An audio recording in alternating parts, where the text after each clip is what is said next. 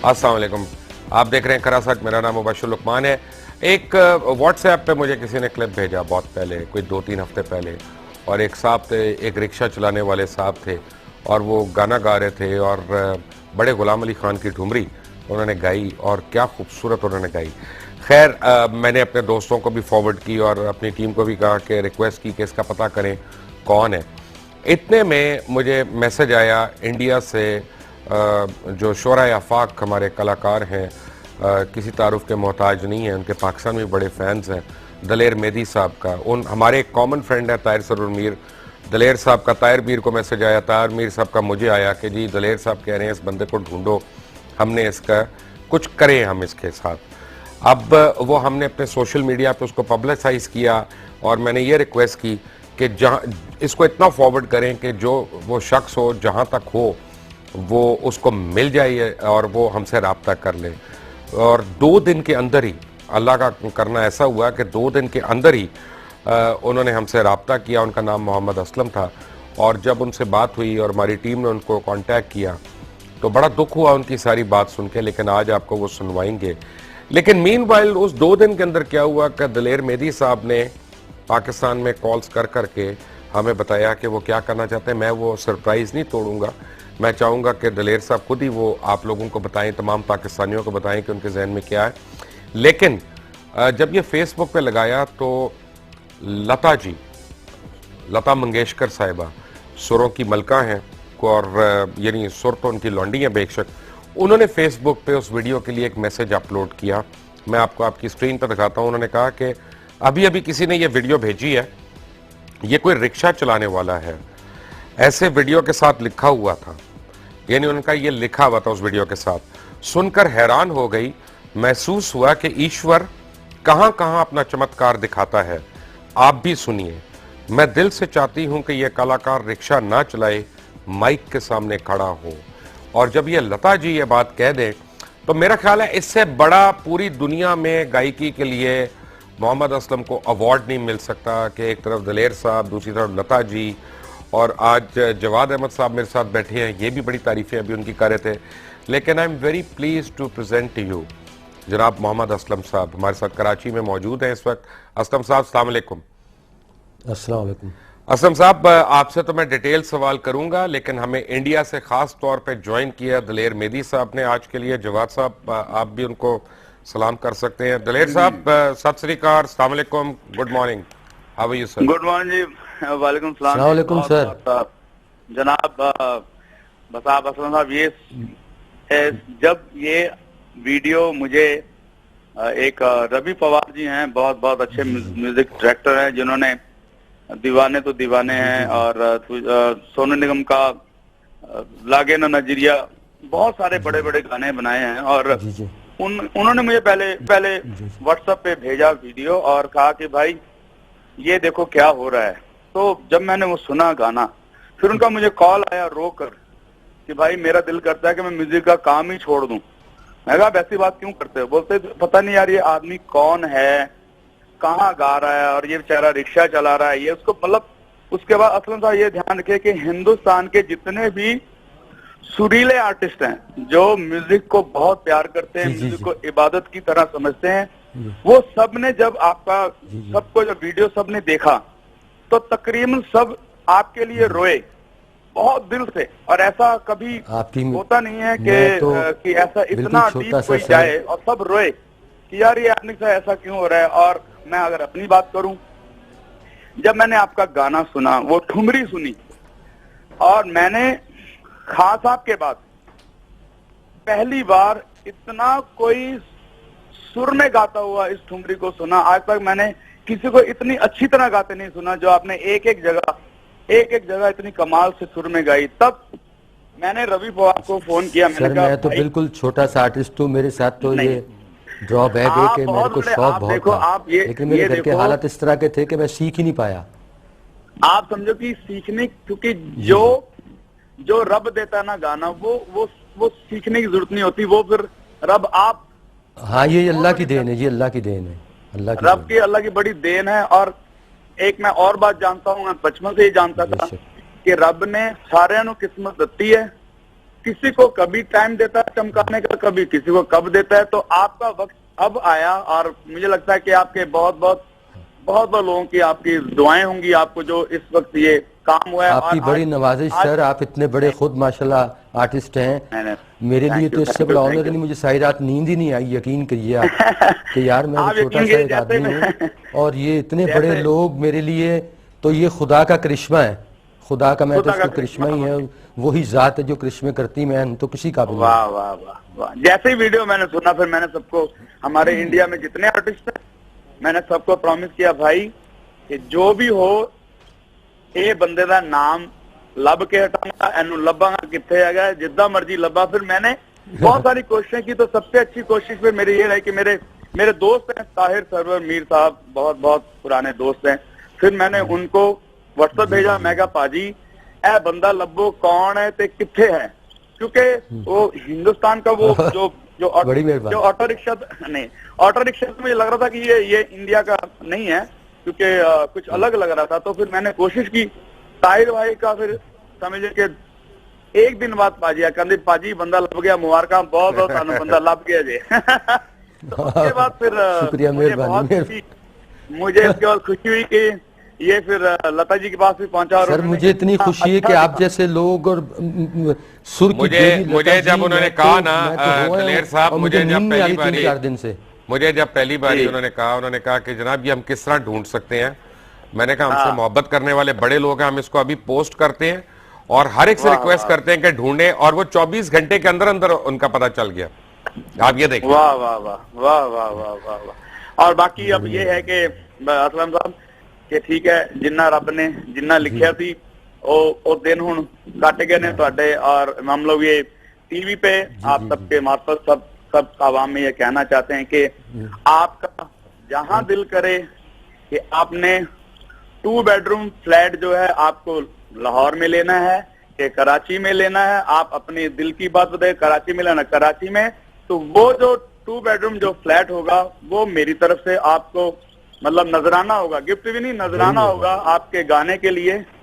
और वो फिर यही जिस हम टीवी चैनल पे बैठे हैं, ये फिर अपना धुन चूज करेंगे, ताहिर सरवर मीर साहब वहां पे हैं जो मेरे भाई की तरह, सब वो देख रेख करेंगे जहां आपका दिल करेगा। तो बस ईद वाले दिन आपको घर की चाबियां मिलेंगी, वो आप बताइएगा लाहौर के कराची। दलेर साहब मेरी ख्वाहिश ये है, आपने जो काम किया, मैं इस पे तमाम पाकिस्तान की तरफ से आपका शुक्रिया अदा करना चाहूंगा। आपने हमारे लेकिन क्योंकि जो सुर होता है, जो सुर है ना, इसकी कोई बाउंड्री नहीं है और ये कहीं पे कैद नहीं हो सकता। ये जिस तरह आप इंडिया के सिंगर, आप हमारे भी सिंगर हैं, लता जी सिर्फ इंडिया की नहीं है, लता जी हमारी भी हैं, ठीक है ना, हम ओन करते हैं पूरी दुनिया। मैं चाहता हूं कि आपकी वजह से, आपकी वसातत से, क्योंकि आप पूरी दुनिया में आप माशाल्लाह ना सिर्फ जाने जाते हैं, पहचाने जाते हैं, बट आपका एक मकाम है कि आप असलम साहब को इंट्रोड्यूस भी करवाएं, इनको लगातार आमदनी इनकी कोई रेगुलर जो है ना वो जनरेट होनी चाहिए। पहले तो हुजूर कहते हैं ना, हमने जो हम खुद बहुत मतलब जमीन से बहुत मेहनत करके हम लोग उठे हैं, और उसके लिए पहले ये होता था कि एक घर बन जाए, एक घर बन जाए, एक फोन होना चाहिए आर्टिस्ट को, फिर बाकी सारे काम होंदे रहंदे, कोई बड़ा मुश्किल होता घर बनाना। तो मेरा है कि जो हम घर तो हो रहा है, उसके बाद हम लोग एक ऐसा बहुत अच्छा एक प्लेटफॉर्म बनाएंगे और ऐसा इनके लिए, असलम साहब के लिए, ताकि ये साल में 1 महीने के लिए इंडिया हम इनको बुलाया करेंगे, ताकि और जो लोग गाना गाते हैं, बच्चे तालीम लेना चाहते हैं, वो सिर्फ इनको सुने और इनकी ब्लेसिंग ले। ऐसा पूरा एक सिलसिला बनाएंगे म्यूजिक का और इनको माइक के सामने लेके आएंगे। ये मेरी बस अभी पहले शुरुआत है, अभी थोड़ा तो ईद तक ये थोड़ा अपना सेहत को ठीक करें, अपना रियाज करें, मस्ती करें, और उसके बाद फिर सारे सिलसिले शुरू हैं। बिल्कुल बिल्कुल। असलम साहब, अगर आपने दलेर मेदी साहब को कुछ कहना है तो इससे बड़ी नवाजिश सर, मैं किस दिल से आपका शुक्रिया अदा करूं। सर आप ये बात फनकार के साथ रखिएगा, बहुत बड़े इंसान हैं। आप ये ध्यान रखिएगा कि हम आपके फैन हैं, हम लोगों के लिए सिंगर बाद में, हम पहले आपके फैन हैं। आपसे गुजारिश है कि बस हमें आप वो एक अस्थाई और अंतरा वो सुनाए जो आपने वो जो 3 व्हीलर में गाया था। वाह वाह।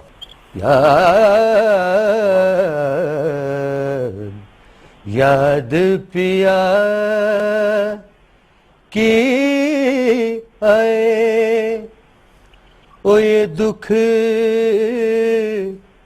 सहा न जाए, हाय राम याद पिया के आए, बैरी कोयलिया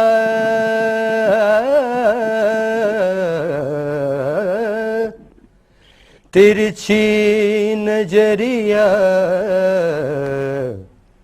बैरी बैरी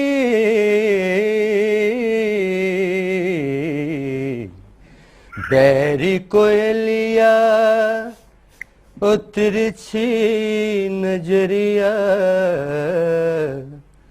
ओ मुझ बिरहन को सताए, है याद पिया की आए।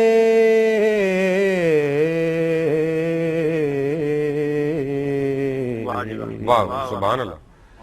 मैं सही रात तो सुता है नहीं जगह। मनु पता है सब के जब मैं इसलिए कह रहा हूँ कि ईद तक अब आप अपना रियाज करें, मस्ती करें, आराम से सोएं, टाइम से उठें, ताकि उसके बाद सारी दुनिया को एक नया गाना, नई चीजें सुनने को मिलेगी। और आपको ये बताऊं कि जो आप 3 व्हीलर चलाते थे उसके लिए भी ये जो आपने चलाया, तो ये कोई बुरी बात नहीं। मैं बहुत बहुत शुक्रगुजार हूँ उस 3 व्हीलर का भी जिसकी बदौलत आप पूरी दुनिया में चमके हो। नहीं तो ये 3 व्हीलर ना होता तो यहाँ तक सारी दुनिया में नाम ना जाता। क्योंकि मैंने भी अमेरिका में सैन फ्रांसिस्को में मैं पहले टैक्सी चलाता था। अपनी एल्बम रिलीज होने से पहले मैंने भी टैक्सी चलाई है। आप 3 व्हीलर के ड्राइवर रहे हैं, मैं टैक्सी का ड्राइवर रहा हूँ।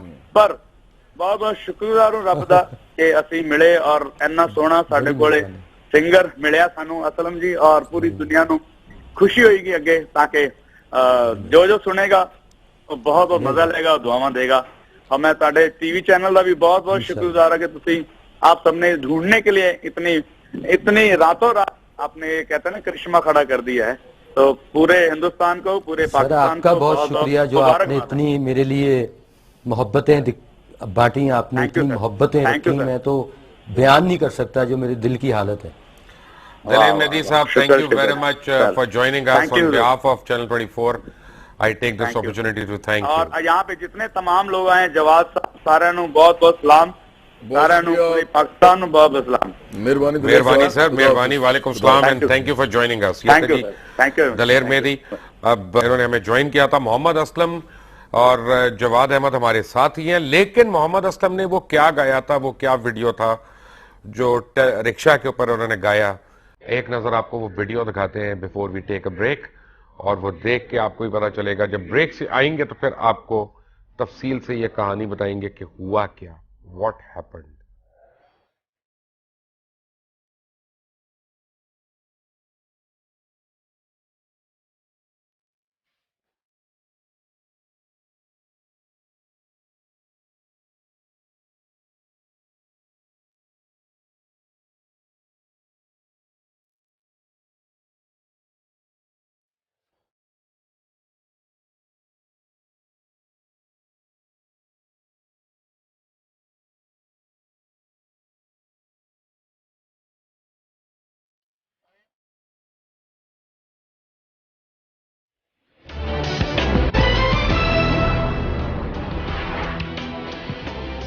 Welcome back from the break. Lata Mangeshkar ने ये वीडियो जब देखी सोशल मीडिया के ऊपर तो उन्होंने कहा और उन्होंने ये मैसेज पोस्ट किया कि अभी अभी किसी ने ये वीडियो भेजी है, ये कोई रिक्शा चलाने वाला है। सुनकर हैरान हो गई हूं, महसूस हुआ ईश्वर कहां कहां अपना चमत्कार दिखाते हैं। आप भी सुनिए। मैं दिल से चाहती हूं ये कलाकार रिक्शा ना चलाए, माइक के सामने खड़ा हो।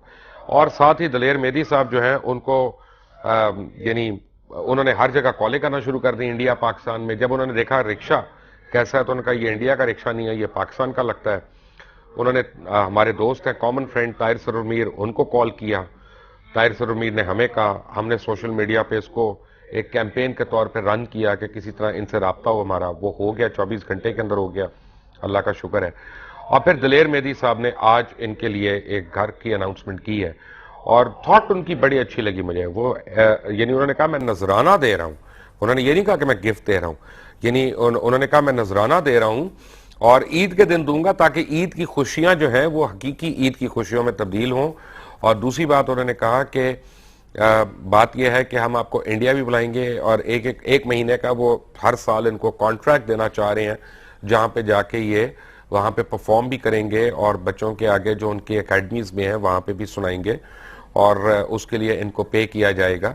और उनका कहना यह था कि आर्टिस्ट की कोशिश होती है कि वो तिनका तिनका जोड़ के पहले घर बनाए, तो हम पहले अगर इनको घर दे दें, सर पे छत दे दें, तो उनको उन फिक्रों से आज़ाद कर दें ताकि ये अपने फन के लिए, अपनी कला के लिए जो है ये कुछ जाके कर सकें। What a brilliant thought and what a brilliant thought. अफसोस ये है कि हमारे मुल्क में ऐसे लोगों के लिए कोई जगह नहीं रही, ना कोई पहचान है। हमारे जो PNCA वगैरह है या आर्ट्स काउंसिल्स हैं, ये सारी बेकार हैं और सिर्फ ये हुकूमती या दमादों के लिए अच्छी हैं या खुशामदियों के लिए अच्छी हैं। बट मोहम्मद असलम का मैं कंप्लीट तारुफ कराऊंगा और इनसे मैं भी बात करूंगा। उससे पहले कुछ बातें जो आपको भी नहीं पता मैं आपको बताऊं और जवाद अहमद को भी नहीं पता कि मैं अभी कुछ डिस्क्लोज करने लगा हूं, वो बातें मैं आपको बताऊंगा। लेकिन जवाद, आपने सुना क्वालिटी बड़े गुलाम अली खान साहब की जो ठुमरी गाई है उन्होंने, अभी ठुमरी गाना बजाते खुद ये नहीं एफर्ट ही कितना बड़ा है, बड़ी मुश्किल सिंफ है ये। और मतलब ठुमरी गाना, ख्याल गाना, ये हम लोगों के तो बस की बात है नहीं। ये बहुत एक ट्रेंड, क्लासिकली ट्रेंड लोग, माजरत के साथ कई सिंगर्स के पास में गाना भी बस की बात नहीं होती। बिल्कुल ऐसा है। लेकिन ट्यूनर जो है ना वो आजकल, मैं 2005 से मैं देख रहा हूँ, मैंने शुक्र है कि मैंने तीनों एल्बम्स जो निकाली थी ना वो 2000, 2001, 2003 में निकाली थी, तो वो उससे ट्यूनर होता नहीं था। तो अब मैं आपको बताऊं कि अब तो ट्यूनर जो है उसके बगैर आप गा ही नहीं सकते, क्योंकि अगर एक बंदा यूज करता है तो आपको भी करना पड़ता है, क्योंकि वो तो इमैक्युलेट होता है ना, वो बिल्कुल एक्यूरेट देता है आपको, उस लाइन, सुर की लाइन के ऊपर खड़ा कर देता है। अब आप क्या करेंगे, अब जो बेचारा नहीं ट्यूनर इस्तेमाल करेगा वो मारा जाएगा। टेलीविजन चैनल्स हैं, रेडियो है और भी जितनी भी चीजें हैं, ये सारी इनका कैपिटलिस्ट ओनरशिप है, लेकिन ये पब्लिक प्लेटफॉर्म नहीं क्रिएट करते। सोशल मीडिया जो है इसकी भी कैपिटलिस्ट ओनरशिप है आखिरकार। तो देखें, फेसबुक भी किसी आदमी ने पैसे कमाने के लिए बनाई है at the end of the day, WhatsApp वगैरह वगैरह वगैरह, लेकिन इनका पब्लिक प्लेटफॉर्म होना ये असल में इस चीज को इंश्योर कर रहा है कि कोई भी आदमी, कोई भी औरत, कोई भी बच्चा, कोई भी टैलेंट रखता है, कोई भी ट्रेड रखता है, वो अपने आप को फ्लॉन्ट कर सकता है इसके ऊपर। अच्छा, वो आप जैसे लोगों पे अब डिपेंड करता है जो कि बड़े कॉन्शियस है इस मामले में कि यार चीजें अगर कोई अच्छी उसे कहते हैं ना एक खास लेवल की, स्टैंडर्ड की कोई हमें मिल जाए तो हम उसको प्रोजेक्ट करें। तो मैं समझता हूँ कि ये जो प्रोग्राम आपने आज किया है ये वो मिसिंग लिंक को जोड़ता है कि सोशल मीडिया और फिर जो आपस की बात है। अब जो सोशल मीडिया है ना, क्योंकि उस पर यूथ बहुत है, देखे ना सोशल मीडिया की स्ट्रेंथ क्या है, यूथ। और यूथ हमारी जो है ना हमसे बहुत बेहतर है और हमसे बहुत ज्यादा कॉन्शियस है, एजुकेटेड है, उनका वर्ल्ड एक्सपोजर भी ज्यादा है, चाहे पॉलिटिक्स से बात करें, चाहे एंटरटेनमेंट में बात करें, चाहे, और बड़ी क्लियर उनकी ओपिनियंस है कि जब भी हमको प्रोग्राम करते हैं ना सोशल मीडिया की पल्स से हमें पता चल जाता है हमने क्या किया है, गंद किया है, सही किया है, अच्छा किया है। अब आने वाले दिनों में मुझे लग रहा है कि मेन स्ट्रीम मीडिया की वैल्यू नहीं रहनी है, सोशल मीडिया ही है जिसकी वैल्यू रहनी है। हाँ, आप ठीक कह रहे हैं, लेकिन मैं फिर भी कहूंगा कि देखें ये जो चीजें हैं ना, ये at the end of the day social media ये नहीं बता सकता कि सुर क्या होता है। वो आपको कोई इस तरह की देखें जवाब, सुर पता है क्या है, सुर ये है कि जो मैसेज को पसंद आ रहा है ना वो सुरीला है। नहीं, वो भी आप ठीक कह रहे हैं, लेकिन मैं आज आपको एक बात बताना चाहूंगा, और जो सुरीला होता है ना वो हर एक को आता है। मतलब तुफैल नियाज़ी कैसे पसंद नहीं आएगा, आपको पता हो कि क्या किया क्या नहीं मैं किया। बिल्कुल मानता हूँ, लेकिन अब देखें ना, फर्ज करें कि कोई आदमी है या औरत है, उसको जो डिस्टिंक्शन करनी है ना वो ये करनी है कि आर्ट को जब रैशनलाइज आप करते हैं ना इन टर्म्स ऑफ हम जिसको कहते हैं कि डायनामिक्स, तो उसके अंदर आपको आगे थोड़ा सा एजुकेट होना पड़ता है, करना पड़ता है। जब हम गिटार को ट्यून करते हैं ना, तो जो गिटार को ट्यून कर रहा होता है उसको पता होता है कि वो ट्यूनिंग जो है उसके जो कान बता रहे हैं जिसके साथ वो ट्यून कर रहा है कीबोर्ड के नोट के साथ, उसके साथ ट्यून करना एक ठीक ठाक काम है और आदमी नहीं कर सकता। अब वो जो सेंस है उसकी वो डेवलप होते होते बड़ा रस्सा लग जाता है। मैं नाम नहीं ले रहा, मैं आप जो बात बताने लगा हूं वो जवाद अहमद और आप साहब को बड़ा शॉक लगेगा, और मैं जो बार बार कह रहा हूं कि मेन स्ट्रीम मीडिया मेरे लिए मर चुका है, और बड़ी क्लियरली मैं कह रहा हूं। उसकी वजह यह है कि चले मैं नाम नहीं लेता, मैं थोड़ी सी लोगों की रिस्पेक्ट कर लेता हूं इस बहाने, हालांकि वसूलन तो ले लेना चाहिए। असलम साहब एक टेलीविजन में गायक के तौर पे एम्प्लॉयड रहे हैं और बहुत अरसा इन्होंने उनके लिए गाया, फिर ये हो गए बीमार। ये बीमार हो गए तो उस चैनल को लगा कि इनकी बीमारी पे पैसा खर्च होगा, इनको कहा गया कि तुम रिजाइन कर दो, तुम अब हमारे काम के नहीं रहे। और 4 साल में इनके पास जो कुछ था और इनके बहन भाइयों के पास था वो सब कुछ लग गया, बिका गया। उसके बाद किसी दोस्त ने इनको एक रिक्शा दे दिया कि चलो तुम इससे कमाई कर लो, और इन्होंने वो रिक्शा चलाना शुरू हो गए। मेन स्ट्रीम मीडिया ने एक कलाकार के साथ जो किया वो मैंने आपको बता दिया, और ये सोशल मीडिया है जिसके थ्रू ये उठे दोबारा, और फिर लता जी और दलेर मेहदी और इन सारों ने रिकॉग्नाइज की। देखें सुर जो है ना, जब हम कहते हैं ना कि मुझे वो सिंगर अच्छा लगता है, मुझे ये सिंगर अच्छा लगता है, तो हम जब भी कह रहे होते हैं तो हम अपनी एस्थेटिकल एक ओपिनियन दे रहे होते हैं, मतलब एस्थेटिक्स के अंदर ये चीज आया, देखिए मुझे ये अच्छा लगता है, वो अच्छा लगता है। जब हम कहते हैं कि सुरीला होना, तो वो एक्चुअली बहुत टेक्निकल बात है। उसका मतलब ये है कि आप 440 हर्ट्ज पे फर्ज करें आपने एक सुर जो है वो एफ मेजर जो है कॉर्ड का एफ लगा दिया, एफ नोट जो है अगर वो चल रहा है ना ना ना, ये एफ है फर्ज करें। अब इसका जो है ना इतना मोटा फर्ज करें हम एम्पलीट्यूड कर देते हैं इस फ्रीक्वेंसी का, इसकी जो जीरो की लाइन है ना, जीरो की, वो असल सुर है। इसके नीचे जो ये आधा आधा है ना, ये इसके साथ ही एफ शार्प स्टार्ट हो जाता है, या एफ शार्प या ई और एफ जो है वो भी इतने इतने मोटे हैं फर्ज करें।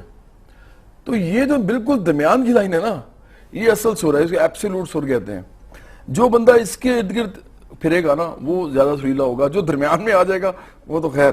तो बात ये है कि आम टाइम पे आप तो माशाल्लाह एक टेक्निकल आदमी है ना, 440 जो है ना मेगाहर्ट्ज की आप बात, ये गोरे ने सबसे पहले माइकल जैक्सन का जब गाना आया था बिली जीन, उसके ऊपर उन्होंने किया था, और उसके बाद उन्होंने इसको स्टैंडर्डाइज कर दिया कि हर गाना जो है ना वो कान को अच्छा लगता है, हर कीबोर्ड के ऊपर 440 जो है ना वो उसके ऊपर उन्होंने सिंक कर दिया लाके। लेकिन आपको अब एक और बात बताता हूं, एक चीज होती है सुरीला, जैसे बड़े गुलाम अली खान, उनसे ज्यादा सुरीला कौन होगा, या रोशन आरा बेगम, इंतहा की सुरीली। लेकिन एक चीज होता है रसीला, जरूरी नहीं जो सुरीला हो वो रसीला भी हो। और बड़े कम लोग होते हैं जैसे लता जी हैं दोनों, जो सुरीले भी हो और रसीले भी हो, जैसे मैडम सुरीली भी और रसीली भी, ठीक है ना। तो जरूरी नहीं कि सुरीला आदमी रसीला और मैसेज को पसंद आए, ये बात मैं आपकी बिल्कुल मानता हूँ। यहाँ पे एस्थेटिक्स का मामला आ जाता है ना। अगर आप लगाओ, यहाँ पे एजुकेशन का भी है ना, सुर का लगाओ नहीं है ना अगर आपका, तो आप जितने मर्जी वो आप बड़े ब्लैंड किस्म के सुरीले होंगे। हाँ, तो बिल्कुल ठीक बात है। हाँ। अच्छा जी असलम भाई, मुझे ये बताएं कि आपको पहले मैं एक और, अगर आप चाहें तो मैं आपको एक छोटी सी खुशखबरी दे दूं। हमने आपके लिए एक अरेंजमेंट की है खरा सच वालों ने और एक कंपनी के थ्रू, कि जब तक आपका जरिया मुआश बाकायदा तौर पे शुरू नहीं हो जाता, हम लोग, आप हमारे दोस्त के तौर पे, हम लोग will take care of you. खरा सच की टीम जो है ना वो आपको किसी के आगे इंशाल्लाह हाथ नहीं फैलाने देगी, आप हमारी टीम का हिस्सा हो गए हैं आज से। और अभी मैं जब प्रोग्राम खत्म होगा तो मैं आपको इसकी तफसीलात दूंगा, मैं टीवी पे देना नहीं चाहता, वो अच्छा नहीं लगता, लेकिन यह है कि आपको मैं बताऊंगा कि आज के बाद आपको कभी, आप जब भी करेंगे ना, जो भी करेंगे माइक के आगे करेंगे, उसके अलावा आपको जरूरत नहीं पड़ेगी कुछ और करने की इंशाल्लाह। लेकिन मुझे ये बताएं, आपने क्या बाकायदा सीखा भी है? सर जी मैंने आपसे यही अर्ज किया था ना कि मैं उस्ताद हमीद अली खां फ़तेह अली खां हैं हैदराबाद में, प्राइड ऑफ परफॉर्मेंस, तो मैं उनसे सीखने के लिए जब गया तो 1 महीना में जाता रहा, तो उन्होंने मुझे रहने का तरीका बताया खान साहब ने। उसी दौरान मेरे वालिद साहब की डेथ हो गई, तो मैं बड़ा था, तो मेरे पे वो घर की जिम्मेदारियां और ये वो पढ़ना शुरू हो गई, तो फिर मुझे मतलब मौका ही नहीं मिला सीखने का और मतलब ये करने का कि वो टाइम ही नहीं मिल पाता था अपनी मजदूरियों से, अपने काम से, घर के चक्कर में। लेकिन उसका फिर ये था कि मैं अच्छे लोगों को, मेहदी साहब, गुलाम अली साहब, लता जी, बड़े बड़े लोगों की कैसेटें सुनता था और कोशिश करता था उस तरह गाने की। तो समझ लें कि ये ही मेरा रियाज था। कभी कभी मौका मिल जाता था तो जो उस्ताद ने सरगम सारे गामा का जो रियाज मुझे बताया गया, ये बेटा इस तरीके से किया करो, वो करता था। मेरी बदनसीबी कि मेरे पास वो टाइम ही नहीं बन पाया कि मैं मतलब क्लासिकल सीख सकूं, हालांकि मुझे शौक इसी चीज़ का था। लेकिन मैं आज हैरान हूं कि परवरदिगार की ज़ात कितनी कर्म करने वाली है। मैं सोच भी नहीं सकता कि मुझ जैसा नाचीज़ आदमी, उसको इतनी अल्लाह इज्जत देगा। मैं इस काबिल नहीं कि उसका शुक्र अदा कर सकूं। वो परवरदिगार इतना बड़ा रब्बुल आलमीन है। आपको मैं कर्ज करूं कि बदकिस्मती है। एक तो होते हैं लोग बेसुरे होते हैं, हम लोग सारे जो है ना कनसुरे भी हैं, हमें अच्छा सुर पता ही नहीं चलता। ये हमारी बड़ी बदनसीबी है। और अच्छा सुनने के लिए और समझने के लिए भी अल्लाह ताला की कुदरत जो है ना वो चाहिए, अल्लाह ताला की मेहरबानी चाहिए। हर आदमी अच्छी चीज सुन के उसको एंजॉय भी नहीं कर सकता। अल्लाह का करम, गॉड गिफ्ट है मुझे, ये अल्लाह की तरफ से है। अच्छा ये मुझे बताएं कि आप देखें, अब बड़े गुलाम अली खान की आपने ये ठुमरी गाई।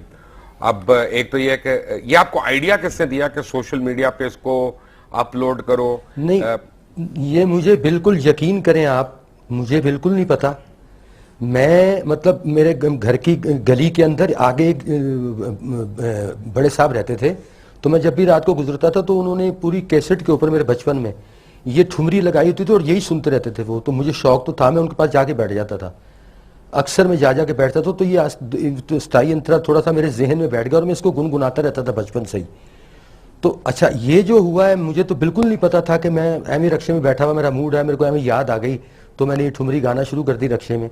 अब ये मुझे बिल्कुल नहीं पता कि किसने ये यानी वीडियो बनाई और किसने ये क्लिक डाला। ये जब मंजर आम पर आई, लोगों ने बताना शुरू किया तो मैं खुद हैरान हो गया। मैंने कहा ये कब हुआ, किसने किया?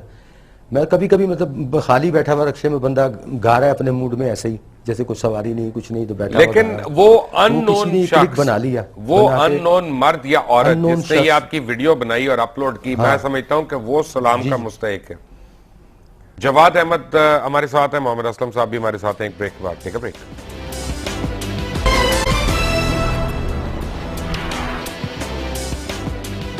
Welcome back from the break. Mohammad Aslam साहब मुझे ये बताएं कि आप जो है इतने अरसे आपने यानी घर में आपने प्रैक्टिस की, अपनी खुद से आपने प्रैक्टिस की, लेकिन अब मैं एक आपको बड़ी हैरानी की बात बताता हूं कि आज ये नहीं, मुझे नहीं पता ये प्रोग्राम चलेगा कब, क्योंकि ये तो रिकॉर्ड हो रहा है, लेकिन आज जिस दिन हम रिकॉर्ड कर रहे हैं उस दिन अहमद रुश्दी की भी बरसी है। और अहमद रुश्दी साहब जो है, मैं उनको हमेशा जब कहता हूँ कि पाकिस्तान के किशोर कुमार, तो मीर साहब जो है ना वो कलाबाजी खा जाते हैं कहीं ना कहीं और मेरे से उस पे आर्गुमेंट भी करते हैं। पाकिस्तान के सबसे बड़े प्लेबैक सिंगर थे मेरे हिसाब से। जी जी, बल्कि मैं उनको और इंडिया में भी बहुत प्लेबैक सिंगरों से ऊपर समझता हूँ, इवन रफी साहब से और मुकेश साहब तो खैर माजरत के साथ, गुलकारों से माजरत के साथ वो सुर में जरा कम थे और कम रहते थे सुर में, ये मानते नहीं है कोई भी। लेकिन हैविंग सेड दैट, अब आपको जब मौका मिलेगा तो आप अपना जॉनरा कौन को आप एक्सप्लोर करना चाहेंगे कि आप कौन सी चीज ज्यादा गाना चाहेंगे? ठुमरियां, काफी, सूफी कलाम, गीत, गजलें, गाने? कौन? सर मेरा शौक गजल का ज्यादा है। मेहदी साहब की गजलें मुझे बड़ा शौक है गाने का, गुलाम अली साहब की। अच्छा नहीं लगता गजल का? आपको मैं कुछ रिक्वेस्ट करूं कि अगर हम कोई एक अस्थाई सुनाई किसी गजल की। तन्हा तन्हा मत सोचा कर, तन्हा तन्हा मत सोचा कर, मर जावेगा मर जावेगा, मत सोचा कर, तन्हा तन्हा मत सोचा कर। प्यार घड़ी भर का ही बहुत है, प्यार घड़ी भर का ही बहुत है प्यार, घड़ी भर का ही बहुत है, सच्चा झूठा मत सोचा कर सच्चा। अच्छा, यहाँ पे अब मैं आपको एक बात बताऊं कि एक बड़ा इंपॉर्टेंट कंपोनेंट है पाकिस्तान में जिसकी वैल्यू कम है। असम साहब, आपको भी मैं मेरी बात अगर आप बुरा ना बनाए तो मैं एक बात कहूँ, म्यूजिक प्रोड्यूसर्स जो हैं वो बहुत इंपॉर्टेंट रोल प्ले करते हैं। वो आपका जॉनरा डिफाइन करते हैं, आपकी स्ट्रेंथ्स डिफाइन करते हैं, आपकी वीकनेसेस को खत्म करते हैं और बताते नहीं ये नहीं ये गाना है और सर इस स्केल पे रहना है, इस सुर को पकड़ना है क्योंकि ये तुम्हारा ऑक्टेव ये बनता है, एक काले का सुर है, दो काले का है, व्हाटएवर, उस तरह से करना है। जब इनको वो पूरी टीम मिलती है तो फिर ये कितना को यानी फर्क पड़ेगा जवाब साहब? देखिए, जब फिल्म इंडस्ट्री होती है, इंडस्ट्री जब क्रिएट होती है और वो फ्लरिश कर रही होती है तो उसके अंदर ये कंपोनेंट्स खुद ब खुद इन प्लेस हो जाते हैं।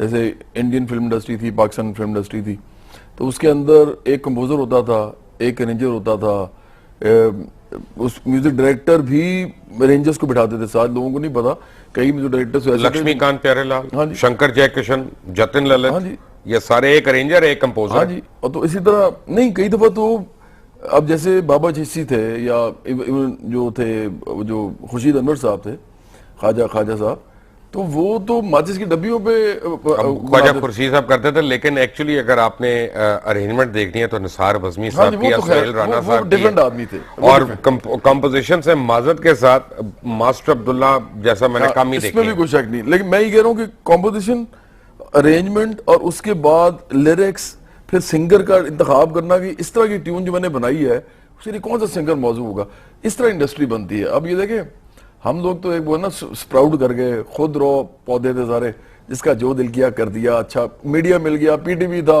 अकेला चैनल था। आप शुक्र करें कि फिल्म इंडस्ट्री नहीं थी, अगर होती तो आप में से कोई भी सिंगर ना होता। मैं लोगों को ये बताता हूँ कि देखें, अबरार की भी लॉटरी निकली हुई है, आपकी भी, सारों की लॉटरियां निकली हुई है यहाँ पे। मैं तो ये कहता हूँ कि सारी पॉप इंडस्ट्री पाकिस्तान की जो है ना, उसको असल में गाना सीखना जो है आर्ट फॉर्म के तौर पे वो तो सीखना चाहिए, इसमें कोई शक नहीं है। मैं बिल्कुल नहीं कहता कि ऐसा नहीं है, लेकिन मैं ये जरूर कहना चाहूंगा कि पाकिस्तान की जो पॉप इंडस्ट्री है, आप अगर प्लेबैक सिंगर होते, इमरान खान अगर एक्ट कर रहे होते तो उनके प्लेबैक सिंगर बनना था आपने, और तो किसके लिए आपने प्लेबैक? फैसल रहमान के लिए तो नहीं होना था। हाँ, देख रहे किशोर कुमार साहब जो थे, उन्होंने राजेश खन्ना और अमिताभ बच्चन और देवानंद, इन तीनों पे बहुत ज्यादा अच्छा गाया है। लेकिन मुझे सबसे अच्छा लगता है जब वो अमिताभ बच्चन के लिए गाते हैं, क्योंकि उनकी आवाज उस वक्त बड़ी हैवी सी हो गई थी। और खैर बहरहाल ये तो बड़े सेटिक्स के सारे मामले हैं आपके, आप चूंकि इन चीजों के अंदर तबाजमाई करते रहते हैं, आपका शौक भी है, इसलिए आप ठीक कह रहे हैं ये बात। लेकिन बहरहाल पॉप इंडस्ट्री हमारी इसलिए बनी थी क्योंकि पाकिस्तान की फिल्म इंडस्ट्री खत्म हो गई थी, मतलब डाउन स्लाइड पे थी, एक गैप प्रोड्यूस हो रहा था, एक वो वैक्यूम क्रिएट हो रहा था, उसको हमने फिल किया जाके। तो उसमें तो हम लोग कौन से कोई सीखे सिखाए थे, हम तो ऐसे ही बस सबने शुरू कर दिया। असलम साहब, हम प्रोग्राम खत्म करने से पहले अगर आपने कोई मैसेज देना हो पाकिस्तान, तो ये आपके लिए हाजिर है, और जो भी आप कहना चाहें। मेरा मैसेज ये है कि यहाँ जो भी अच्छे आर्टिस्ट हैं, डिजर्विंग हैं, उनको ऊपर लाया जाए, उनकी सपोर्ट की जाए, उनको गवर्नमेंट की सरपरस्ती भी हासिल हो, ताकि जो हमारा असल कल्चर है या हमारे असल जो लोग हैं इस आर्टिस्ट, वो गुर्बत की हालत में या परेशानी की हालत में अपने फ़न से दूर ना हो जाए, ताकि हमारा जो एशियन फ़न है, जो हमारा गाना बजाने का अंदाज़ है, वो ज़िंदा रहे। तो ऐसे लोगों को आगे आना चाहिए और ऐसे लोगों को आगे लाना चाहिए कि जो वाकई सीखे पूछे हुए लोग हैं, जिन्होंने मेहनतें की लेकिन उनको कोई प्लेटफार्म ना मिल सका। तो जिस तरह मुबश्शिर साहब आपने इस बुलाकर आप लोगों को बता रहे हैं, अल्लाह करे सबको ये तौफीक हो कि इस तरह के अच्छे लोगों को तलाश करके उनके लिए प्लेटफार्म मुहैया किया जाए, ताकि हमारे मुल्क का जो अपना असल म्यूज़िक है वो ख़त्म ना हो। वरना इस तरीके से तो जब ये लोग आगे ही नहीं आएंगे तो ज़ाहिर आस्ते आस्ते पीछे चला जाता जाएगा। जो लोग वाकई जिन्होंने सीखा या मेहनत की है बेचारे, उनके लिए तो बहुत यानी तंग राहें हो जाएंगी ना। तो इसलिए मेरी रिक्वेस्ट है कि आप लोग ऐसे लोगों की पजीराई करें, ऐसे लोगों को आगे बढ़ाएं, बहुत बहुत शुक्रिया, मेहरबानी। जवाद भाई, क्लोजिंग स्टेटमेंट सर। मैं पहले तो बहुत मुबारक दूंगा असलम साहब को, और आपको क्रेडिट दूंगा। ये क्रेडिट मेरा नहीं, ये मीर साहब का क्रेडिट है। इन सब का, मीर साहब का भी, आपका भी, मैं अकेला नहीं ले सकता। बहरहाल ये चैनल का भी और सोशल मीडिया का सबसे ज्यादा।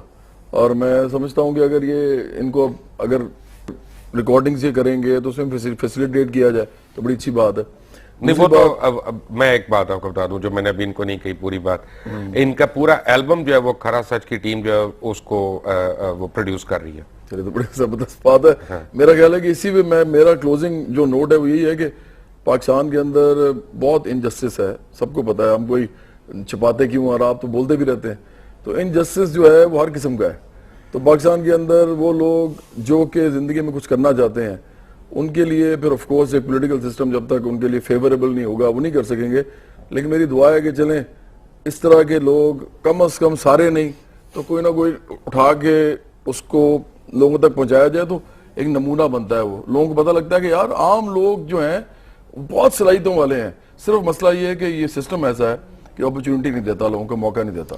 जवाद अहमद आपका, मोहम्मद असलम साहब आपका, दलेर मेरी साहब आप, और खास तौर लता जी आपका बहुत बहुत शुक्रिया, क्योंकि लता जी को हमें इस प्रोग्राम में करना था, इंक्लूड करना था, बट उनकी रिकॉर्डिंग की जो मसरूफियात हैं उनकी बिना पे वो नहीं आ सकी। But best wishes for Mohammad Aslam साहब।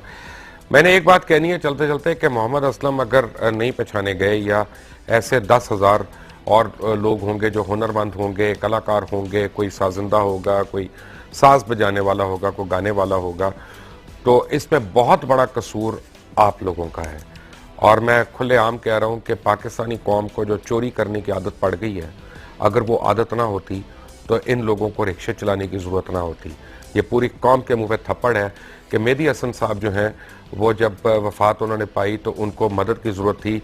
अगर उनको उनके गानों की सही रॉयल्टी मिलती रहती तो पता नहीं कितने करोड़ उनके अकाउंट्स में होते। जब आप पायरेसी को एनकरेज करते हैं, जब आप चोरी की टेपें सुनते हैं, जब हमारे तमाम एफएम चैनल्स बशमूल सारे बेशर्मी से और बेहयाई से कॉपीराइट वायलेशन करते हैं और गाने लोगों के चलाते हैं डटाई से और उनको उनके हुनर के पैसे नहीं देते, तो आर्टिस्ट भी मरता है और हुनरमंद भी मरता है, और वो फाका करने पे ही मजबूर होता है या वो ईंटें उठाने पे मजबूर होता है। मैं आपको बताऊं कि आजकल इस मुल्क में किसी आर्टिस्ट की कमाई सिर्फ एक चीज़ है, और वो है कि उसको शो मिलते रहें और कोई स्पॉन्सर्ड शो उसको मिल जाए, उस पर जाके वो कमा ले। उसमें उसने अपने प्रमोटर को भी देना है, अपने साजिंदों को भी देना है, खुद भी खाना है, अपना घर भी चलाना है, बच्चों को भी पालना है। और कितने शोज हो रहे हैं दहशतगर्दी की वजह से, वो हम सबको पता है, क्योंकि एल्बम की सेल हो ही नहीं सकती जितनी चोरी हम लोग मिलकर कर रहे हैं इस मुल्क में। अगर वाकई आप अपने मुल्क में हुनरमंदों को सपोर्ट करना चाहते हैं, से नो टू पायरेसी, से नो टू थेफ्ट। अल्लाह हाफिज। अंदर उनका पता चल गया, आप ये देखिए। वाह वाह वाह वाह वाह वाह वाह वाह। और बाकी अब ये है कि असलम साहब कि ठीक है, जिन्ना रब ने जिन्ना लिखिया थी वो दिन हुण कट गए ने तुहाडे। और हम लोग ये टीवी पे आप सबके मार्फत सब आवाम में ये कहना चाहते हैं कि आपका जहां दिल करे कि आपने 2 बेडरूम फ्लैट जो है आपको लाहौर में लेना है कि कराची में लेना है, आप अपने दिल की बात बताइए। कराची में लेना, कराची में, तो वो जो 2 बेडरूम जो फ्लैट होगा वो मेरी तरफ से आपको मतलब नजराना होगा, गिफ्ट भी नहीं, नजराना होगा आपके गाने के लिए। और वो फिर यही जिस हम टीवी चैनल पे बैठे हैं, ये फिर अपना धुन चूज करेंगे। ताहिर सरवर मीर साहब वहां पे हैं जो मेरे भाई की तरह, सब वो देख रेख करेंगे जहां आपका दिल करेगा। तो बस ईद वाले दिन आपको घर की चाबियां मिलेंगी, वो आप बताइएगा लाहौर के कराची। दलेर साहब मेरी ख्वाहिश ये है, आपने जो काम किया, मैं इस पे तमाम पाकिस्तान की तरफ से आपका शुक्रिया अदा करना चाहूंगा। आपने हमारे लेकिन क्योंकि जो सुर होता है, जो सुर है ना, इसकी कोई बाउंड्री नहीं है और ये कहीं पे कैद नहीं हो सकता। ये जिस तरह आप इंडिया के सिंगर, आप हमारे भी सिंगर हैं। लता जी सिर्फ इंडिया की नहीं है, लता जी हमारी भी हैं।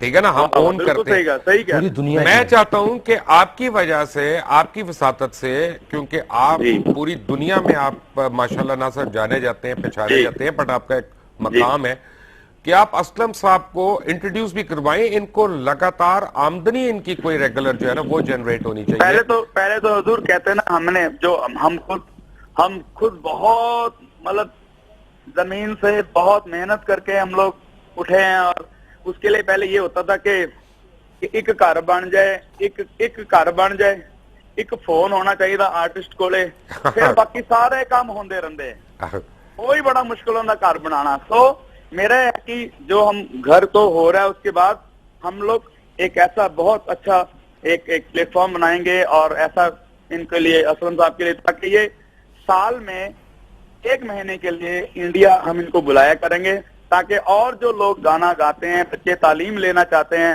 वो सिर्फ इनको सुने और इनकी ब्लेसिंग ले। ऐसा पूरा एक सिलसिला बनाएंगे म्यूजिक का, और इनको माइक के सामने लेके आएंगे। ये मेरी बस अभी पहले शुरुआत है, अभी थोड़ा 2 ईद तक ये थोड़ा अपना सेहत को ठीक करें, अपना रियाज करें, मस्ती करें, और उसके बाद फिर सारे सिलसिले शुरू हैं। बिल्कुल बिल्कुल। असलम साहब, अगर आपने दिलेर मेहदी साहब को कुछ कहना है तो इससे बड़ी पहले नवाजिश सर, मैं किस दिल से आपका शुक्रिया अदा करूं। सर आप ये बात फनकार के ध्यान साथ रखिएगा, बहुत बड़े इंसान हैं। आप ये ध्यान रखिएगा कि हम आपके फैन हैं, हम लोगों के लिए सिंगर बाद में, हम पहले आपके फैन हैं। आपसे गुजारिश है कि बस हमें आप वो एक अस्थाई और अंतरा वो सुनाए जो आपने वो जो 3 व्हीलर में गाया था। वाह वाह।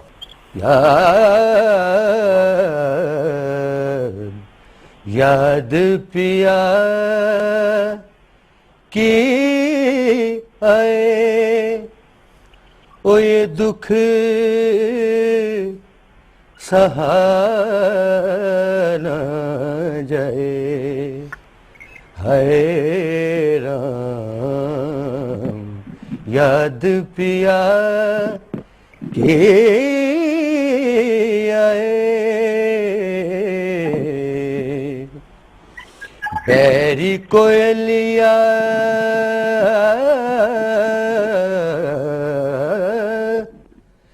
तिरछी नजरिया,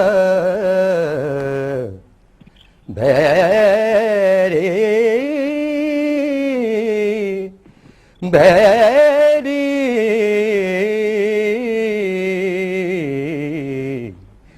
बैरी कोयलिया ओ तिरछी नजरिया, ओ मुझ बिरहन को सताए, है याद पिया की आए।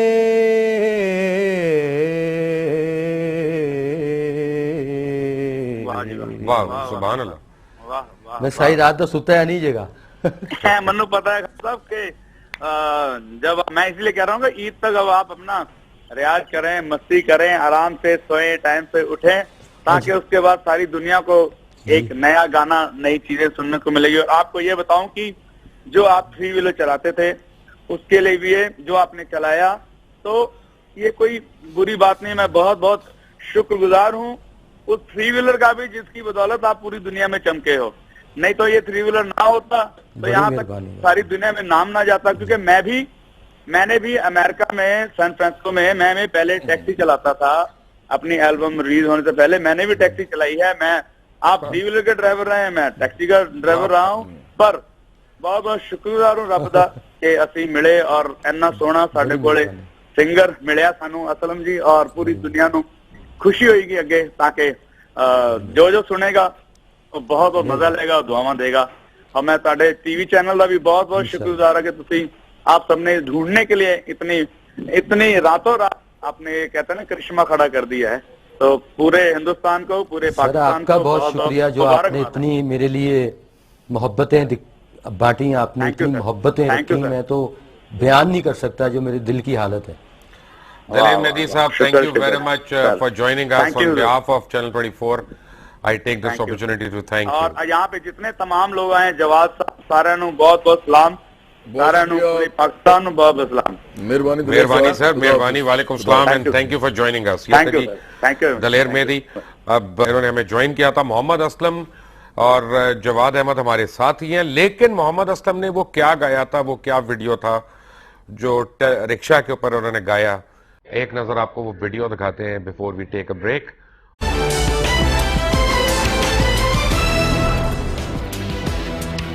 अस्सलाम वालेकुम, आप देख रहे हैं करासट, मेरा नाम मुबशर लुकमान है। एक व्हाट्सएप पे मुझे किसी ने क्लिप भेजा बहुत पहले, कोई 2-3 हफ्ते पहले, और एक साहब थे, एक रिक्शा चलाने वाले साहब थे और वो गाना गा रहे थे और बड़े गुलाम अली खान की ठुमरी उन्होंने गाई और क्या खूबसूरत उन्होंने गाई। खैर मैंने अपने दोस्तों को भी फॉरवर्ड की और अपनी टीम को भी कहा कि रिक्वेस्ट की कि इसका पता करें कौन है। इतने में मुझे मैसेज आया इंडिया से, जो शोरा आफाक हमारे कलाकार हैं, किसी तारुफ के मोहताज नहीं है, उनके पाकिस्तान में बड़े फैंस हैं, दलेर मेहदी साहब का। उन हमारे एक कॉमन फ्रेंड है ताहिर सरूर मीर, दलेर साहब का ताहिर मीर को मैसेज आया, ताहिर मीर साहब का मुझे आया कि जी दलेर साहब कह रहे हैं इस बंदे को ढूंढो, हमने इसका कुछ करें हम इसके साथ। अब वो हमने अपने सोशल मीडिया पे उसको पब्लिसाइज किया और मैंने ये रिक्वेस्ट की कि जहाँ इसको इतना फॉरवर्ड करें कि जो वो शख्स हो जहाँ तक हो वो उसको मिल जाए और वो हमसे रब्ता कर ले। और 2 दिन के अंदर ही अल्लाह का करना ऐसा हुआ कि 2 दिन के अंदर ही उन्होंने हमसे रब्ता किया। उनका नाम मोहम्मद असलम था और जब उनसे बात हुई और हमारी टीम ने उनको कांटेक्ट किया तो बड़ा दुख हुआ उनकी सारी बात सुन के, लेकिन आज आपको वो सुनवाएंगे। लेकिन मीनवाइल उस 2 दिन के अंदर क्या हुआ कि दलेर मेहदी साहब ने पाकिस्तान में कॉल्स कर करके हमें बताया कि वो क्या करना चाहते हैं। मैं वो सरप्राइज़ नहीं तोड़ूंगा, मैं चाहूँगा कि दलेर साहब खुद ही वो आप लोगों को बताएं, तमाम पाकिस्तानियों को बताएं कि उनके जहन में क्या है। लेकिन जब ये फेसबुक पे लगाया तो लता जी, लता मंगेशकर साहिबा सुरों की मलका हैं और यानी सुर तो उनकी लौंडी है बेशक, उन्होंने फेसबुक पे उस वीडियो के लिए एक मैसेज अपलोड किया। मैं आपको आपकी स्क्रीन पर दिखाता हूँ। उन्होंने कहा कि अभी अभी किसी ने ये वीडियो भेजी है, ये कोई रिक्शा चलाने वाला है, ऐसे वीडियो के साथ लिखा हुआ था, यानी उनका ये लिखा हुआ था उस वीडियो के साथ। सुनकर हैरान हो गई, महसूस हुआ कि ईश्वर कहां कहां अपना चमत्कार दिखाता है। आप भी सुनिए। मैं दिल से चाहती हूं कि यह कलाकार रिक्शा ना चलाए, माइक के सामने खड़ा हो। और जब ये लता जी ये बात कह दें तो मेरा ख्याल है इससे बड़ा पूरी दुनिया में गायकी के लिए मोहम्मद असलम को अवार्ड नहीं मिल सकता कि एक तरफ दलेर साहब, दूसरी तरफ लता जी, और आज जवाद अहमद साहब मेरे साथ बैठे हैं, ये भी बड़ी तारीफें अभी उनकी कर रहे थे।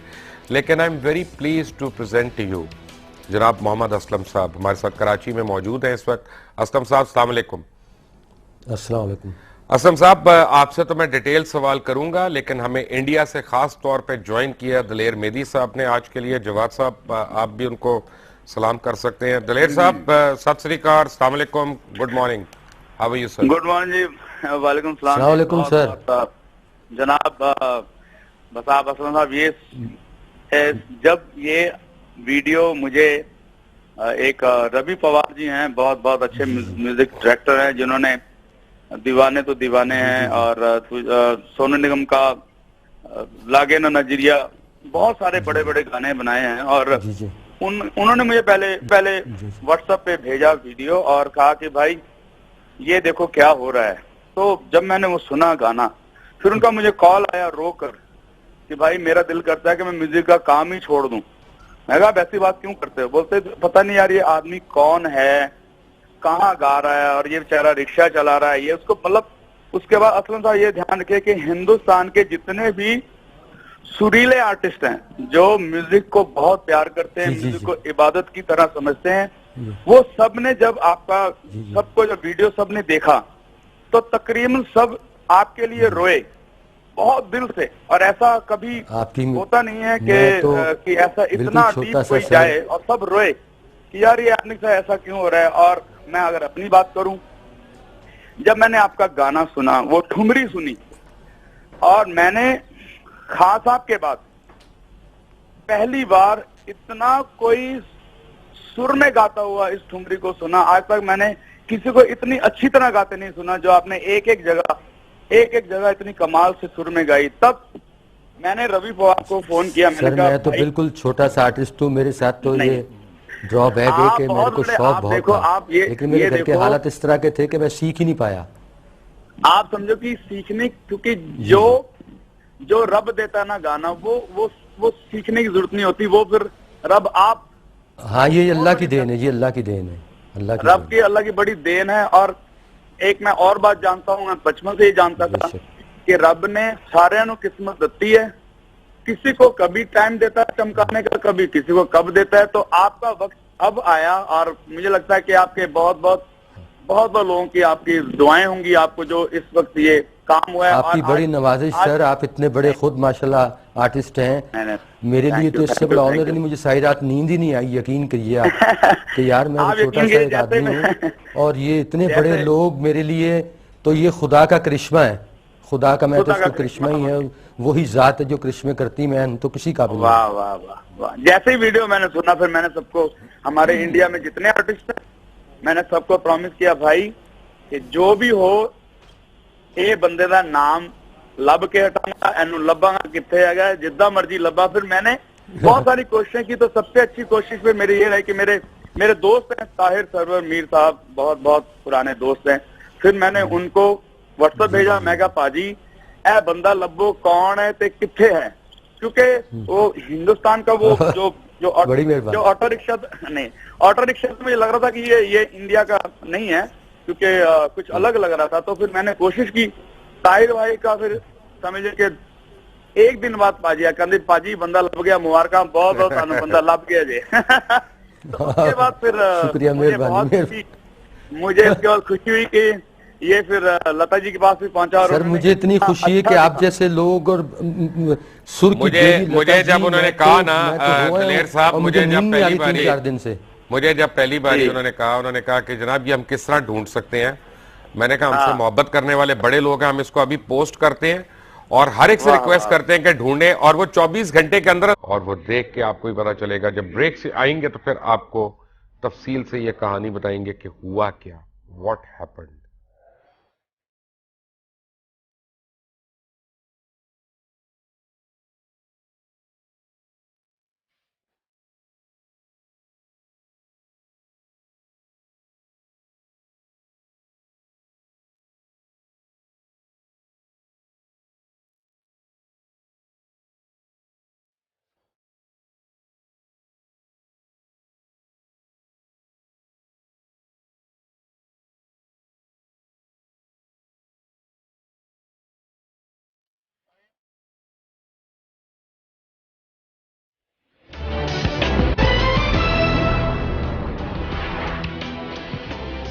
Welcome back from the break. Lata Mangeshkar ने ये वीडियो जब देखी सोशल मीडिया के पर, तो उन्होंने कहा और उन्होंने ये मैसेज पोस्ट किया कि अभी अभी किसी ने ये वीडियो भेजी है, ये कोई रिक्शा चलाने वाला है।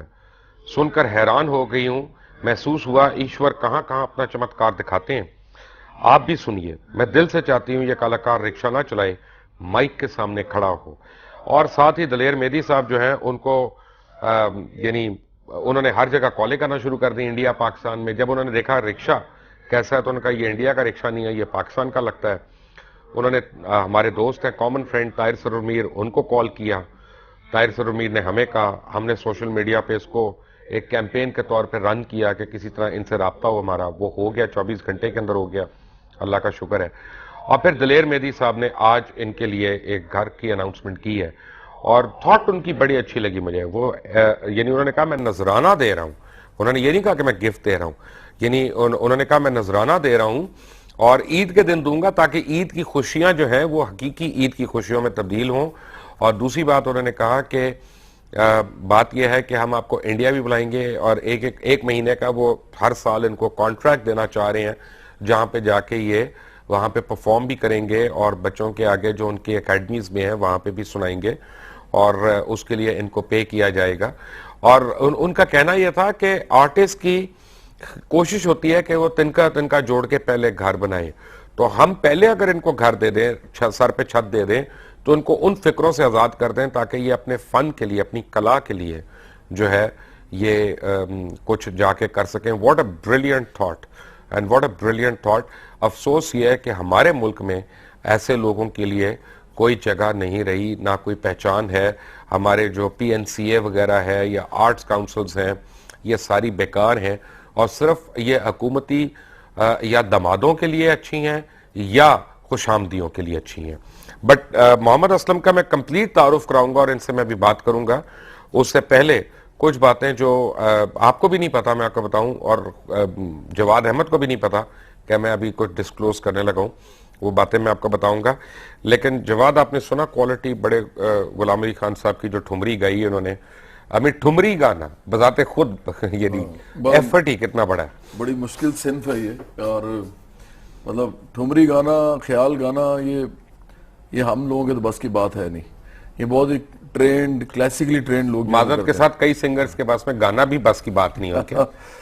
बिल्कुल ऐसा है, लेकिन ट्यूनर जो है ना वो आजकल, मैं 2005 से मैं देख रहा हूँ, मैंने शुक्र है कि मैंने तीनों एल्बम्स जो निकाली थी ना वो 2000, 2001, 2003 में निकाली थी, तो वो उससे ट्यूनर होता नहीं था।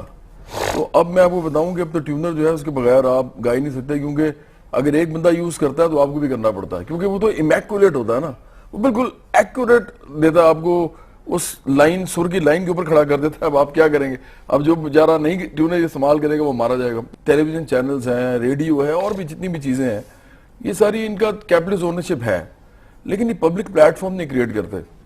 सोशल मीडिया जो, इसकी भी कैपिटलिस्ट ओनरशिप है आखिरकार। तो देखें, फेसबुक भी किसी आदमी ने पैसे कमाने के लिए बनाई है at the end of the day, WhatsApp वगैरह वगैरह वगैरह, लेकिन इनका पब्लिक प्लेटफॉर्म होना ये असल में इस चीज को इंश्योर कर रहा है कि कोई भी आदमी, कोई भी औरत, कोई भी बच्चा, कोई भी टैलेंट रखता है, कोई भी ट्रेड रखता है, वो अपने आप को फ्लॉन्ट कर सकता है इसके ऊपर।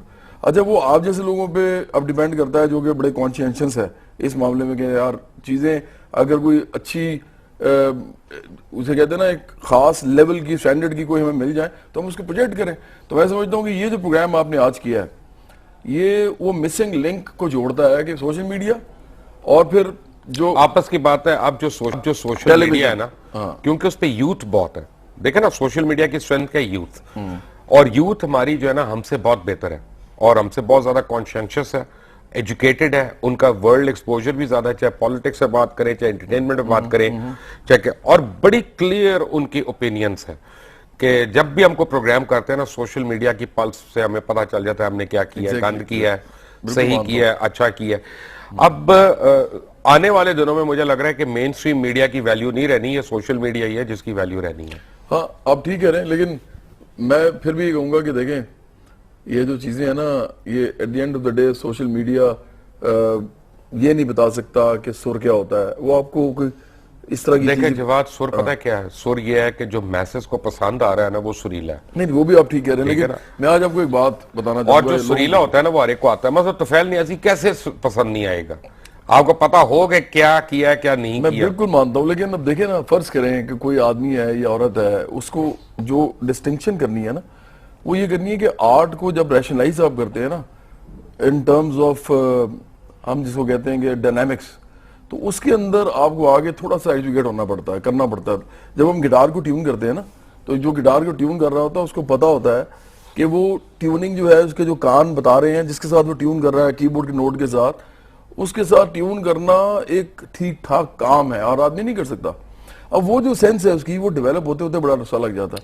मैं नाम नहीं ले रहा, मैं आप जो बात बताने लगा हूं वो जवाद अहमद और आप साहब को बड़ा शॉक लगेगा, और मैं जो बार बार कह रहा हूं कि मेन स्ट्रीम मीडिया मेरे लिए मर चुका है, और बड़ी क्लियरली मैं कह रहा हूं। उसकी वजह यह है कि चले मैं नाम नहीं लेता, मैं थोड़ी सी लोगों की रिस्पेक्ट कर लेता हूं इस बहाने, हालांकि वसूलन तो ले लेना चाहिए। असलम साहब एक टेलीविजन में गायक के तौर पे एम्प्लॉयड रहे हैं और बहुत अरसा इन्होंने उनके लिए गाया, फिर ये हो गए बीमार। ये बीमार हो गए तो उस चैनल को लगा कि इनकी बीमारी पे पैसा खर्च होगा, इनको कहा गया कि तुम रिजाइन कर दो, तुम अब हमारे काम के नहीं रहे। और 4 साल में इनके पास जो कुछ था और इनके बहन भाइयों के पास था वो सब कुछ लग गया, बिक बिका गया। उसके बाद किसी दोस्त ने इनको एक रिक्शा दे दिया कि चलो तुम इससे कमाई कर लो, और इन्होंने वो रिक्शा चलाना शुरू हो गए।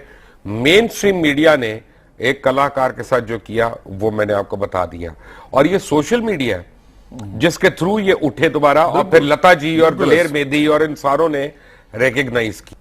देखें, सुर जो है ना, जब हम कहते हैं ना कि मुझे वो सिंगर अच्छा लगता है, मुझे ये सिंगर अच्छा लगता है, तो हम जब भी कह रहे होते हैं तो हम अपनी एस्थेटिकल एक ओपिनियन दे रहे होते हैं, मतलब एस्थेटिक्स के अंदर ही चीज आया, देखिए मुझे ये अच्छा लगता है, वो अच्छा लगता है। जब हम कहते हैं कि सुरीला होना, तो वो एक्चुअली बहुत टेक्निकल बात है। उसका मतलब ये है कि आप 440 हर्ट्ज पे फर्ज करें आपने एक सुर जो है वो एफ मेजर जो है कॉर्ड का एफ लगा दिया, एफ नोट जो है अगर वो चल रहा है ना ना ना, ये एफ है फर्ज करें। अब इसका जो है ना इतना मोटा फर्ज करें हम एम्पलीट्यूड कर देते हैं इस फ्रीक्वेंसी का, इसकी जो जीरो की लाइन है ना, जीरो की, वो असल सुर है। इसके नीचे जो ये आधा आधा है ना, ये इसके साथ ही एफ शार्प स्टार्ट हो जाता है, या एफ शार्प या ई और एफ जो है वो भी इतने इतने मोटे हैं फर्ज करें। तो ये जो बिल्कुल दरमियान की लाइन है ना, ये असल सुर है, इसको एब्सोल्यूट सुर कहते हैं। जो बंदा इसके इर्द गिर्द फिरेगा ना वो ज्यादा सुरीला होगा, जो दरमियान में आ जाएगा वो तो खैर। तो बात ये है कि आम टाइम पे आप तो माशाल्लाह एक टेक्निकल आदमी है ना, 440 जो है ना मेगाहर्ट्ज की आप बात, ये गोरे ने सबसे पहले माइकल जैक्सन का जब गाना आया था बिली जीन, उसके ऊपर उन्होंने किया था, और उसके बाद उन्होंने इसको स्टैंडर्डाइज कर दिया कि हर गाना जो है ना वो कान को अच्छा लगता है, हर कीबोर्ड के ऊपर 440 जो है ना वो उसके ऊपर उन्होंने सिंक कर दिया लाके। लेकिन आपको अब एक और बात बताता हूं, एक चीज होती है सुरीला, जैसे बड़े गुलाम अली खान, उनसे ज्यादा सुरीला कौन होगा, या रोशन आरा बेगम, इंतहा की सुरीली। लेकिन एक चीज होता है रसीला, जरूरी नहीं जो सुरीला हो वो रसीला भी हो। और बड़े कम लोग होते हैं जैसे लता जी हैं दोनों कि जो सुरीले भी हो और रसीले भी हो, जैसे मैडम सुरीली भी और रसीली भी, ठीक है ना। तो जरूरी नहीं कि सुरीला आदमी रसीला और मैसेज को पसंद आए। ये बात मैं आपकी बिल्कुल मानता हूँ। यहाँ पे स्टेटिक्स का मामला आ जाता है ना। हाँ। अगर आप लगाओ, यहाँ पे एजुकेशन का भी है ना, सुर का लगाओ नहीं है ना अगर आपका, तो आप जितने मर्जी वो आप बड़े ब्लैंड किस्म के सुरीले होंगे। हाँ। तो बिल्कुल ठीक बात है। हाँ। अच्छा जी, असलम भाई मुझे ये बताएं कि आपको पहले मैं एक और, अगर आप चाहें तो मैं आपको एक छोटी सी खुशखबरी दे दूं। हमने आपके लिए एक अरेंजमेंट की है खरा सच वालों ने और एक कंपनी के थ्रू कि जब तक आपका जरिया मुआश बाकायदा तौर पे शुरू नहीं हो जाता, हम लोग, आप हमारे दोस्त के तौर पे, हम लोग will take care of you. खरा सच की टीम जो है ना वो आपको किसी के आगे इंशाल्लाह हाथ नहीं फैलाने देगी। आप हमारी टीम का हिस्सा हो गए हैं आज से, और अभी मैं जब प्रोग्राम खत्म होगा तो मैं आपको इसकी तफसीलात दूंगा। मैं टीवी पे देना नहीं चाहता, वो अच्छा नहीं लगता, लेकिन यह है कि आपको मैं बताऊंगा कि आज के बाद आपको कभी, आप जब भी करेंगे ना, जो भी करेंगे माइक के आगे करेंगे, उसके अलावा आपको जरूरत नहीं पड़ेगी कुछ और करने की इंशाल्लाह। लेकिन मुझे ये बताएं, आपने क्या बाकायदा सीखा भी है? सर जी, मैंने आपसे यही अर्ज किया था ना कि मैं उस्ताद हमीद अली खां फ़तेह अली खां हैं हैदराबाद में, प्राइड ऑफ परफॉर्मेंस। तो मैं उनसे सीखने के लिए जब गया तो 1 महीना में जाता रहा, तो उन्होंने मुझे रहने का तरीका बताया खान साहब ने। उसी दौरान मेरे वालिद साहब की डेथ हो गई, तो मैं बड़ा था, तो मेरे पे वो घर की जिम्मेदारियां और ये वो पढ़ना शुरू हो गई। तो फिर मुझे मतलब मौका ही नहीं मिला सीखने का और मतलब ये करने का, कि वो टाइम ही नहीं मिल पाता था अपनी मजदूरियों से, अपने काम से, घर के चक्कर में। लेकिन उसका फिर ये था कि मैं अच्छे लोगों को, मेहदी साहब, गुलाम अली साहब, लता जी, बड़े बड़े लोगों की कैसेटें सुनता था और कोशिश करता था उस तरह गाने की। तो समझ लें कि ये ही मेरा रियाज था। कभी कभी मौका मिल जाता था तो जो उस्ताद ने सरगम सारे गामा का जो रियाज मुझे बताया था, ये बेटा इस तरीके से किया करो, वो करता था। मेरी बदनसीबी कि मेरे पास वो टाइम ही नहीं बन पाया कि मैं मतलब क्लासिकल सीख सकूं, हालांकि मुझे शौक इसी चीज़ का था। लेकिन मैं आज हैरान हूं कि परवरदिगार की ज़ात कितनी करम करने वाली है। मैं सोच भी नहीं सकता कि मुझ जैसा नाचीज़ आदमी, उसको इतनी अल्लाह इज्जत देगा। मैं इस काबिल नहीं कि उसका शुक्र अदा कर सकूं। परवरदिगार इतना बड़ा रब्बुल आलमीन है। आपको मैं कर्ज करूं कि बदकिस्मती है। एक तो होते हैं लोग बेसुरे होते हैं, हम लोग सारे जो है ना कनसुरे भी हैं, हमें अच्छा सुर पता ही नहीं चलता। ये हमारी बड़ी बदनसीबी है। और अच्छा सुनने के लिए और समझने के लिए भी अल्लाह ताला की कुदरत जो है ना वो चाहिए, अल्लाह ताला की मेहरबानी चाहिए। हर आदमी अच्छी चीज सुन के उसको एंजॉय भी नहीं कर सकता। अल्लाह का करम, गॉड गिफ्ट है मुझे, ये अल्लाह की तरफ से है। अच्छा, ये मुझे बताएं कि आप देखें, बड़े गुलाम अली खान की आपने ये ठुमरी गाई, अब एक तो ये कि ये आपको आइडिया किसने दिया कि सोशल मीडिया पे इसको अपलोड करो? नहीं, ये मुझे बिल्कुल यकीन करें आप, मुझे बिल्कुल नहीं पता। मैं मतलब मेरे घर की गली के अंदर आगे एक बड़े साहब रहते थे, तो मैं जब भी रात को गुजरता था तो उन्होंने पूरी कैसेट के ऊपर मेरे बचपन में ये ठुमरी लगाई होती थी और यही सुनते रहते थे वो। तो मुझे शौक तो था, मैं उनके पास जाके बैठ जाता था, अक्सर मैं जा के बैठता था। तो ये स्थायी अंतरा थोड़ा सा मेरे जहन में बैठ गया और मैं इसको गुनगुनाता रहता था बचपन से ही। तो अच्छा, ये जो हुआ है मुझे तो बिल्कुल नहीं पता था कि मैं एम रक्शे में बैठा हुआ, मेरा मूड है, मेरे को एम याद आ गई तो मैंने ये ठुमरी गाना शुरू कर दी रक्शे में। अब ये मुझे बिल्कुल नहीं पता कि किसने ये यानी वीडियो बनाई और किसने ये क्लिक डाला। ये जब मंजर आम पर आई, लोगों ने बताना शुरू किया तो मैं खुद हैरान हो गया। मैंने कहा ये कब हुआ, किसने किया? मैं कभी कभी मतलब खाली बैठा हुआ रक्शे में, बंदा गा रहा है अपने मूड में ऐसे ही, जैसे कुछ सवारी नहीं कुछ नहीं, तो बैठा लेकिन वो अननोन शख्स बना लिया, वो अननोन मर्द या औरत जिसने ये आपकी वीडियो बनाई और अपलोड की, मैं समझता हूं कि वो सलाम का मुस्तहिक है। जवाद अहमद हमारे साथ है, मोहम्मद असलम साहब भी हमारे साथ हैं। एक ब्रेक के बाद, टेक अ ब्रेक।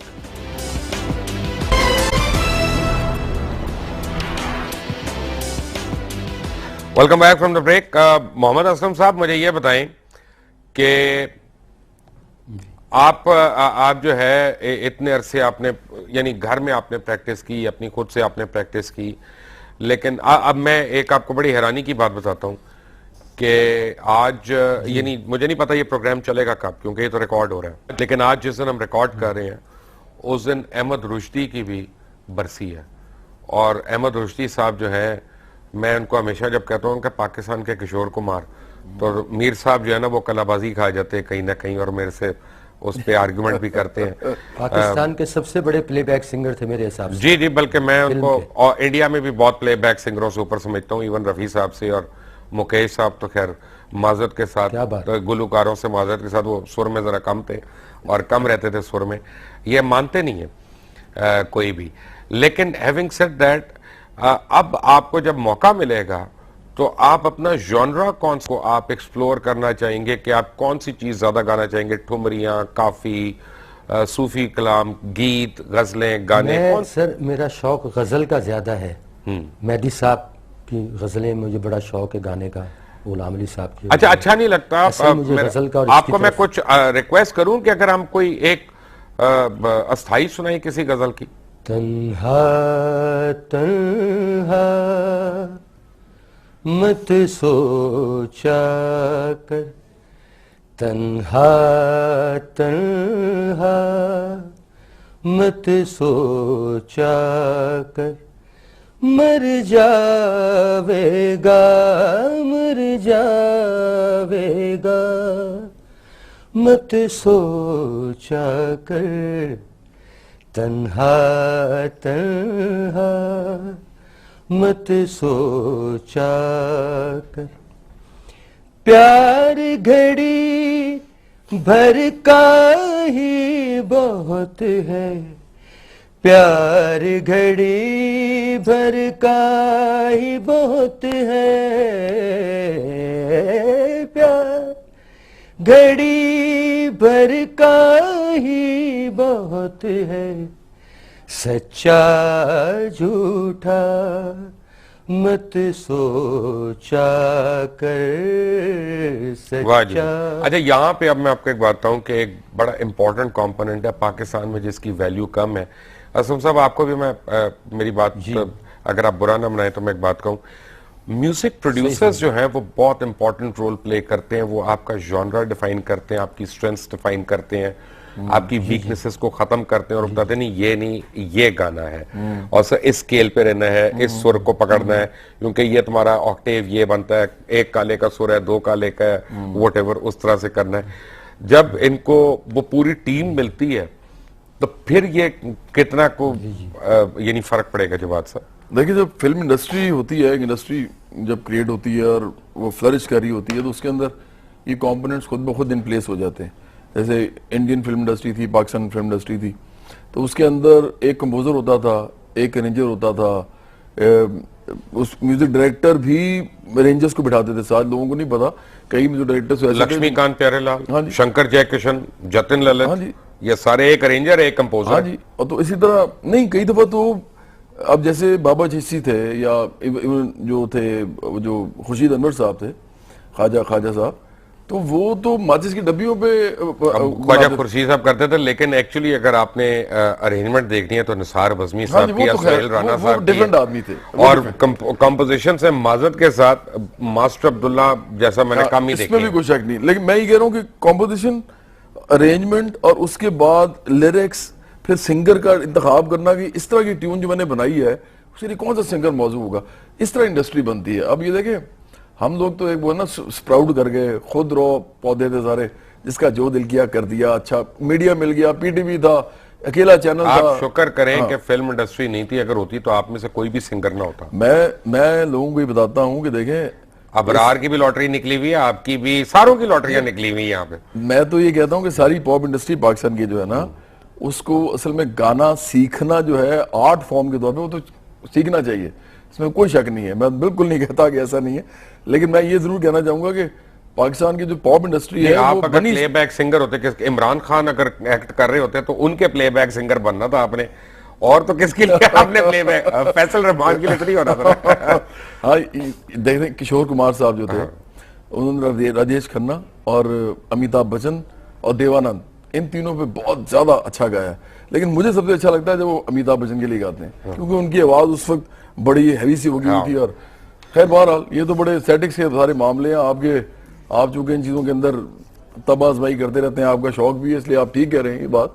लेकिन बहरहाल पॉप इंडस्ट्री हमारी इसलिए बनी थी क्योंकि पाकिस्तान की फिल्म इंडस्ट्री खत्म हो गई थी, मतलब डाउन स्लाइड पे थी, एक गैप प्रोड्यूस हो रहा था, एक वो वैक्यूम क्रिएट हो रहा था, उसको हमने फिल किया जाके। तो उसमें तो हम लोग कौन से कोई सीखे से गए थे, हम तो ऐसे ही बस सबने शुरू कर दिया। असलम साहब, हम प्रोग्राम खत्म करने से पहले अगर आपने कोई मैसेज देना हो पाकिस्तान, तो ये आपके लिए हाजिर है, और जो भी आप कहना चाहें। मेरा मैसेज ये है कि यहाँ जो भी अच्छे आर्टिस्ट हैं, डिजर्विंग हैं, उनको ऊपर लाया जाए, उनकी सपोर्ट की जाए, उनको गवर्नमेंट की सरपरस्ती भी हासिल हो, ताकि जो हमारा असल कल्चर है या हमारे असल जो लोग हैं इस आर्टिस्ट, वो गुर्बत की हालत में या परेशानी की हालत में अपने फ़न से दूर ना हो जाए, ताकि हमारा जो एशियन फ़न है, जो हमारा गाना बजाने का अंदाज़ है, वो ज़िंदा रहे। तो ऐसे लोगों को